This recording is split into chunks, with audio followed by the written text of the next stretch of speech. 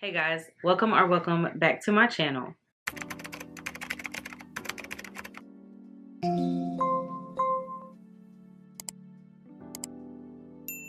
For you who are new, my name is Jordan, and for those of you who are not new, welcome back. Today's video is going to be a January reading wrap up. January started off really weird for me. I was in like the weirdest reading slump for some reason. Every book I picked up, I put it right back down. Like if you follow me on Goodreads, you can see where I would put currently reading and then I would take it off because I would start a book, but then I would put it down like 2 pages in. And I don't know why, but I started off really like weird this year as far as reading goes. But ultimately, I did finish 11 books. 7 of them were short stories / novellas, and 4 of them were actual full-length novels. I'm not gonna keep y'all here long.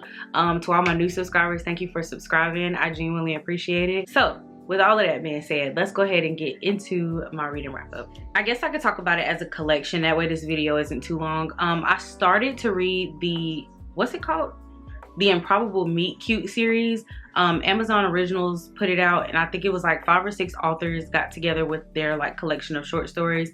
It came out Valentine's Day of, or not Valentine's Day, but it came out around Valentine's Day if I'm not mistaken. Let me see. Oh, okay, I lied. It came out in January of 2024. And it's 5 or 6 authors. I only read 3 of them.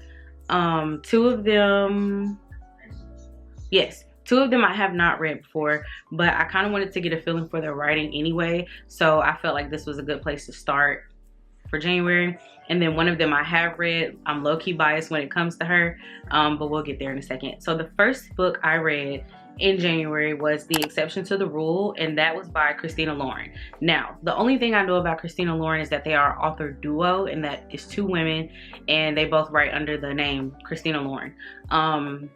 And I also know they wrote Love and Other Words and The Unhoneymooners. Haven't read either, but I am interested in Love and Other Words. Oh, and The Paradise Problem. I'm interested in that one as well. But this one, I'm gonna read the quick little thing. On February 14th, an accidental email to a stranger opens the door to an unexpected relationship in a captivating short story by New York Times bestselling authors of The Honeymooners. Wishing each other a happy Valentine's Day isn't the end. In fact, it becomes a friendly annual tradition with rules. No pics, no real names, nothing too personal. As years pass, the rules for their email dates are breaking and they're sharing more than they imagined. That book was really good. I really did enjoy Christina Lauren's writing. I gave it, sorry, I guess I should say my rating. I gave it 4 stars. Typically, I don't rate short stories or novellas on the 5-star scale, but I feel like as far as like Goodreads goes and as far as like keeping up with my ratings and how I feel, I should rate it how I feel. And so it didn't give me a 5-star feeling, and I felt like it was more than a 3, so I gave it a 4. If I had to give it a rating now though, I would say like a 3.5. I thought the story was really good. I really did enjoy the mixed media because there was the emails for like the first basically 50%. But I really did enjoy it, and I thought it was really cute, so I do recommend it if you haven't read it yet. The second one is With Any Luck by Ashley Poston. I think I have all of her books except for The Dead Romantics. Don't quote me on it, but I haven't read any of her stuff yet, but I did want to see, you know, what her writing style was like, and I did enjoy it. So I'm going to read you guys the little synopsis. Every person she kisses finds their true love, and it's never her until now. In this funny and magically romantic short story by the New York Times bestselling author of The Dead Romantics, Audrey Love is cursed to be the person before you find your soulmate, the girl you dump for your true love. So when her best friend disappears hours before his Valentine's Day wedding, Audrey fears that she did the unthinkable and kissed him at last night's bachelor party. With the help from the best man, she retraces her steps to find the missing groom, and with any luck, a true love of her own. So I thought it was really cute. I enjoyed the banter between the female main character and the male main character. I enjoyed the writing. I enjoyed the like magical kind of feel it had to it, because obviously with her kissing people and helping them find their true loves, whether it be on purpose or accident, I thought that was like a really cool and fun touch. And so I did enjoy it. I'm actually excited to read more of her stuff. I think I'm gonna read, well, this month I kind of have all my videos planned out, but I do want to start reading her stuff probably like next month at some point, but we'll see. Then the last book I read in that series, I read them in So I read number 1 first, then I read number 5, and then I read number 2. So number 2 is by Abby Jimenez, and it is The Worst Wingman Ever. I'm gonna read you the little thingy. Oh, I'm sorry. I gave, with any luck, 4 stars as well.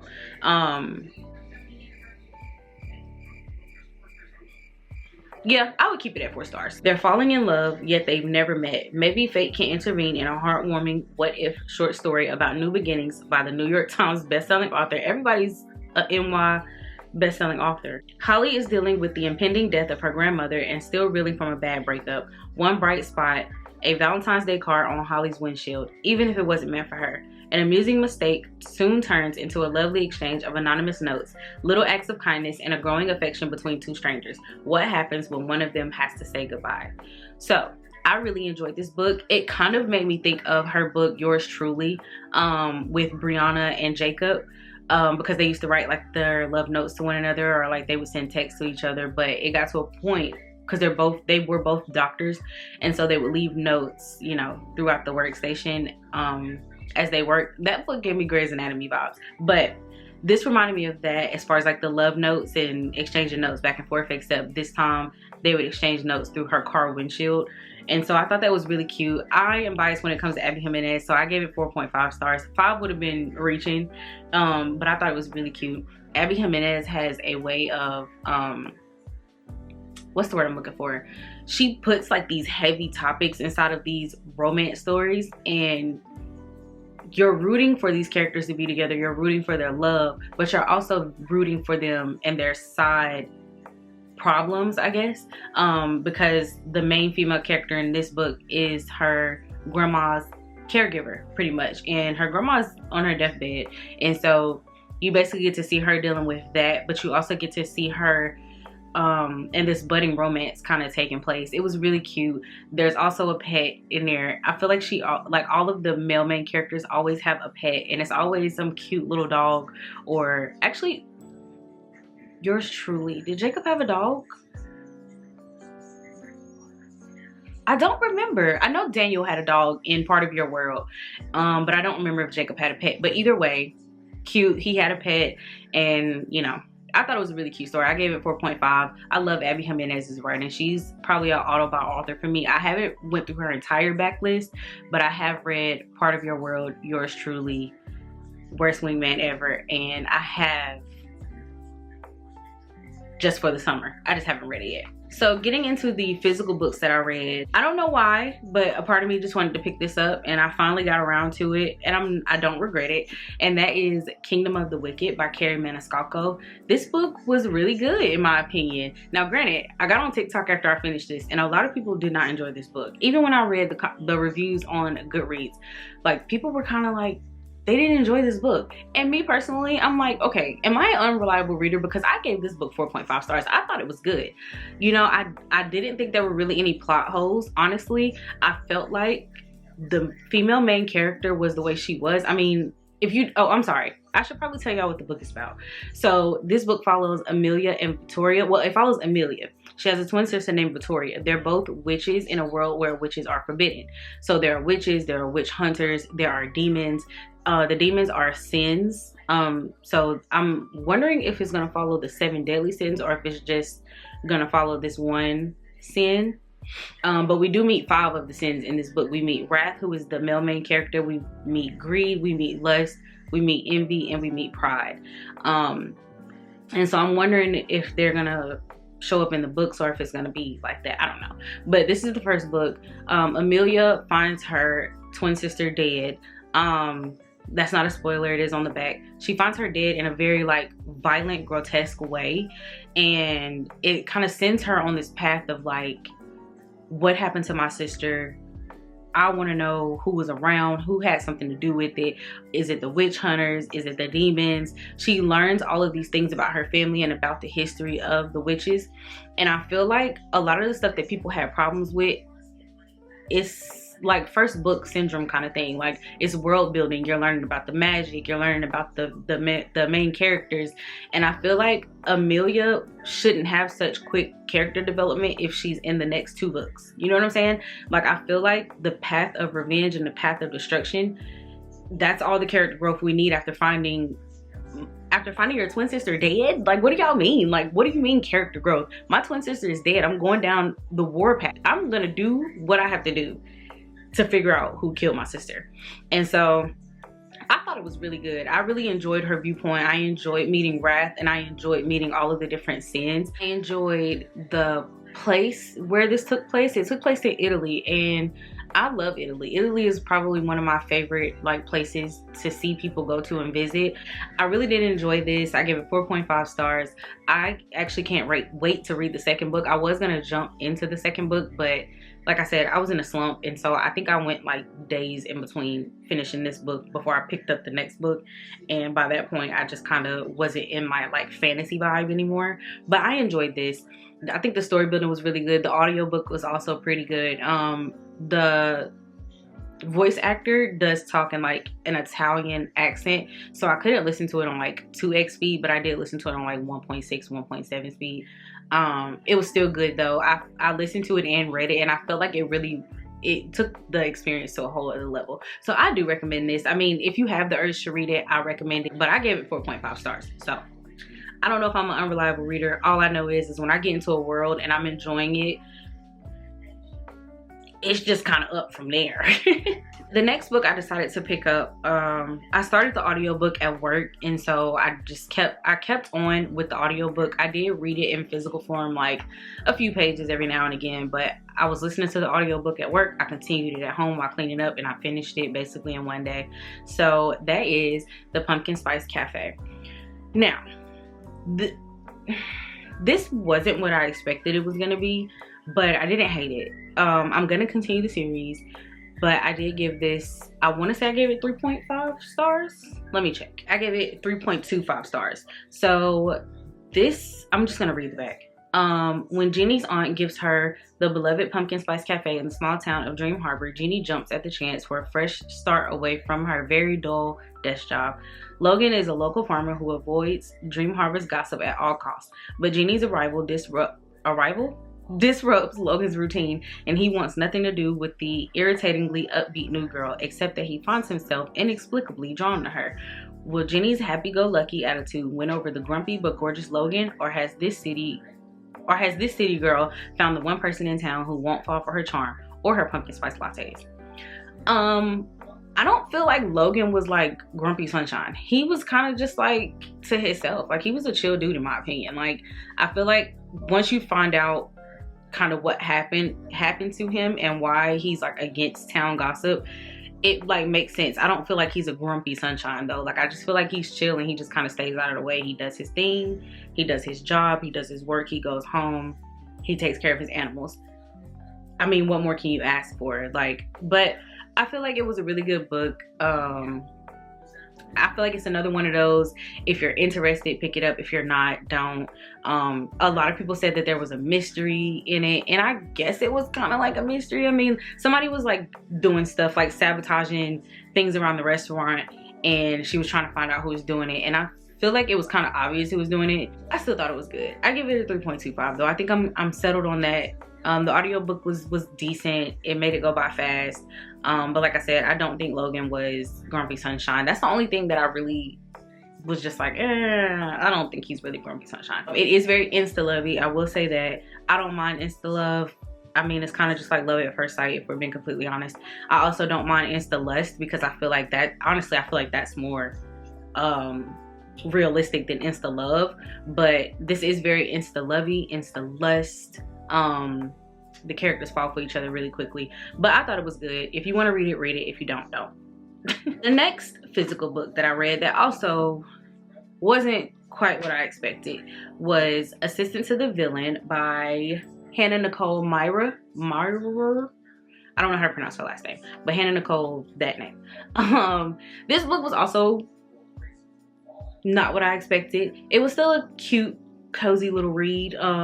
It gave fairy tale vibes. I don't know if any of you guys watch Lucifer, the TV show that used to come on, I think TNT. But the villain in this gives me very much Lucifer vibes. The vibe of the story kind of gives me Lucifer vibes in a way. But when I was reading the villain's part or reading his character in any part, I would picture him, the guy who plays Lucifer. I can put his picture on the screen, but I would picture him as the villain. It gave that vibe. But yeah, it gave fairy tale, princess bride type vibes. The female main character is looking for a job pretty much because she lost her job because of something that happened at her previous job, and so now she's trying to find a job because she takes care of her dad and her younger sister. Her mom and her brother, I don't remember if the mom died, but I know the brother did. And you find out how in the story. You also meet like Tristan's siblings and his family and things like that. And it's just a really good story. It ends on a cliffhanger, I will say that. So if you don't really want to pick this up, I mean, it's up to you. I can only say if you want to pick it up, pick it up. If you don't. Like, it was hard to get into at first because the humor, I enjoyed the humor, but the story does take off fairly quickly. Like, it takes off within the first, is it a prologue or is it a chapter?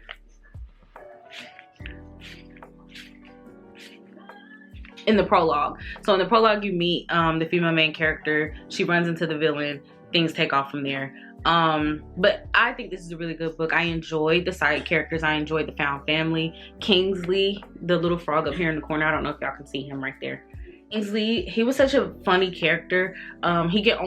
He could communicate with people, but he could only communicate while holding up one-word signs. And I just thought that was so funny. He would say the funniest stuff, but it will only be one word. But I really enjoyed this book. And if you want to pick it up, pick it up. If you don't, don't. I am intrigued in reading the second one, so I'll probably continue the series. These next ones we're going to go through really quickly because they're all a part of the exact same series. And that is the Erotic Love Language series. I don't know if I've ever talked about any erotica on here. I don't think I have. I used to read it a lot, like back in the day, I guess. And that was called the Erotic Love Language series by Brianne Denée. So I read, the first thing I read by her was last month in December. Was last year in December. And that was Effing Under the Mistletoe. I'll put it right here. That was that book. And I really enjoyed that book. I think I gave that one 4 stars. I felt like her writing was just really good. And so once I saw these were on Kindle, actually a lot of her stuff is on Kindle, if not all of her stuff is on Kindle. But when I saw this, I was like, I'm interested. So the first one I read was Talk to Me Nicely. That follows Janai, who is a webcam girl, but she also has her own radio show. And on her radio show, she promotes like Black businesses and Black companies. And so she had a guest on there. You met him. He makes a Black owned condom brand. He was there with his sister. His sister owns a Black home furnishing store, and so he was there basically to support her, but he ended up being talked about too. We find out that he knows our main character through something that happens in the beginning of the story. I'm not going to say that part because that part was actually really like juicy. I feel like if you're into erotica, you should read that. You should read this without me telling you that part. But it's a good, I feel like it was a really good story. I gave it 4 stars, 5 peppers. I mean, it's spicy. That book, it was good though. Like, it was good spice. It was needed spice because it's erotica, but it was really, really good. Her story follows words of affirmation. Then I read Turn Me Out, which was probably my favorite one out of the 4 I read. It's 6 in total. I only read 4 in January though. And so this is the second one, and hers was Physical Touch. This follows Fallon and what was her name? It follows Fallon and Ember. Fallon is my favorite male main character in this entire series so far. He just does it for me. He's such a sweet man, and like, not only is he sweet, but he's nasty. He's a nasty man, okay? So Fallon is they're all friends, so the whole series is interconnected. Like, everybody knows everybody in each of the stories. And so in this one, we meet the friend group pretty much. The first one, it was just really Janai, Seven, and I can't remember his name. He goes by Pressure, I know that, but that's them. And then in this one, we follow the rest of the friend group because they meet up they have like a Valentine's Day thing, but the men are invited. And so it's a game night. That's what it was. It was a Valentine's Day game night. And so Everybody comes over. Fallon brings everybody gifts, and it's the sweetest thing. He brings all the girls gifts and flowers, and so it's the sweetest thing. And then they play this game, and it's basically like truth or drink, pretty much, or never have I ever, but drinking version.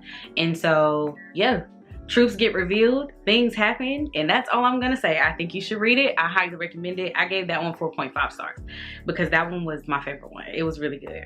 And the spice, chef's kiss. Then I read number 3, which is called Lucky Number 7. 7 is my lucky number. My first, middle, and last name all have 7 letters in it, and so I thought this one was gonna be my favorite because I'm biased, but the second was my favorite. This one was still good though. So this one follows Janai's sister, 7, and in this one, she prefers acts of service as her love language. And so I'm gonna read you the thing. It says, acts of service, that's my love language, especially when the effort matched their words. But I've had the worst luck with men. While I wasn't necessarily looking for a man, that all changed when an unexpected knock came to my door. Elijah Gates proved that there was still some real men out here. A man like him who didn't have to be told what to do or how to make love to my body. He handled me with care, making me feel like I had really lucked up. Their banter in this one was so good. Like, their flirting was just like top tier. They were at the bar, and I mean, they were saying things to each other, and I was like, whoa, hello? Do y'all know that we're in public? You know what I'm saying? But I thought it was really good. They are neighbors, so yeah. Then I read Thoughty or Nice. This one takes place during Christmas time. I also gave this one a 4.5.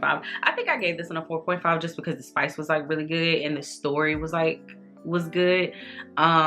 Honestly, if I had to like go back though, I would give this one like a 4.25 because it was better than the first one and the third one, but it wasn't as good as the second one in my opinion. But I'm biased because I really liked Fallon. But this one goes back to Janai and Pressure. I cannot remember his name because his name is Kalan, Khalan, but his nickname is Pressure. Anyways, so this follows Janai and Kalan again, and this is words of affirmation again. Somehow, like only he could, Kalan made them sound even more pleasurable around Christmas time. He was my gift that kept on giving. Talk to Me Nicely must be read before this book. She recommends that you read her books in order, as far as this series goes. All I'm gonna say is the smut is top tier in these books. Like, these short stories are so good. Like, I don't feel like it was overdone for the amount of pages. Like, I think the longest one is like 115 pages. Everything else is under that, and I don't feel like it was overdone. I felt like it was just right. Like, it told the story, it did what needed to be done, and that was that.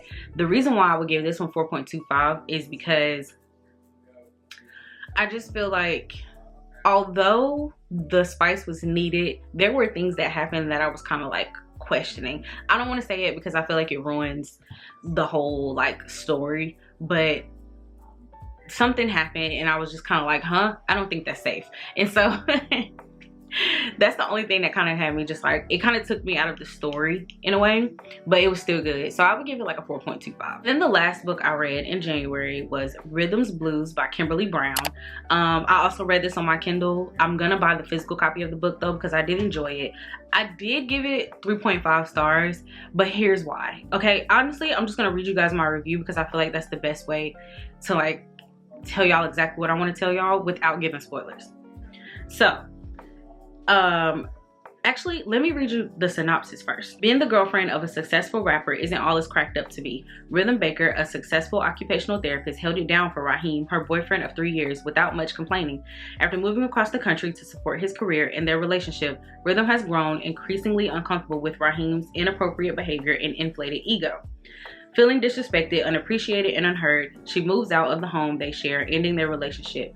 Despite his recent moves, Raheem isn't willing to let her go so easily. Channing Watson, a renowned music producer, meets Rhythm by chance when he's called by his mother to change a flat tire at her therapy clinic. With their connection unknown and instant attraction fueled by lust, a one-night stand becomes inevitable. Though she thought it was over, Rhythm and Channing continue to run into one another, and feelings become just as inevitable as the night of passion they share. Now, as far as my review, I gave it 3.5 stars. And this is what I said. I definitely see why everyone rates this so high. Rhythm and Channing were a hot couple together. The spice was good, and I like the side characters a lot, such as Grams and Monique. Monique is her best friend. Grams is Channing's grandma. I like that Rhythm had a profession working with dementia and Alzheimer's patients. She's also an occupational therapist as well, so she works with other patients who were like injured or really can't like do things for themselves. I felt like that was such a good touch because not only did it show her character, but it showed what she did like at work. So I like that Channing worked in music and we got to see how he did his job also. And these were my qualms with the story. The ending kind of dragged. I feel like the last few chapters were just filler to tie everything together. So I feel like once, I don't know if I can say that, so I'm not gonna say it because I really don't want to spoil it just in case, you know, it's on somebody's to be read. But I feel like the characters kept kind of like backtracking on things. Like also a lot of the monologue and the dialogue was very repetitive. Like I felt like they kept saying things over and over and over again. Like, which brings me to my next point of I felt like the author was trying to convince us that the characters like relation to one another was deeper than sex, when I'm just like, it doesn't have to be. Like if that's all that pulled them together in the beginning, then that's all that pulled them together in the beginning. We don't have to keep telling each other that it's deeper than sex. This is deeper than sex. It means more than that. When, I mean, it kind of didn't in the beginning. Like y'all had a one night stand and y'all wanted to do it again after that. You just so happen to get to know each other in the meantime. But I feel like originally starting out, like after the one night stand, they're going on and on about how it's deeper than sex when it was. It just felt inconsistent in a way.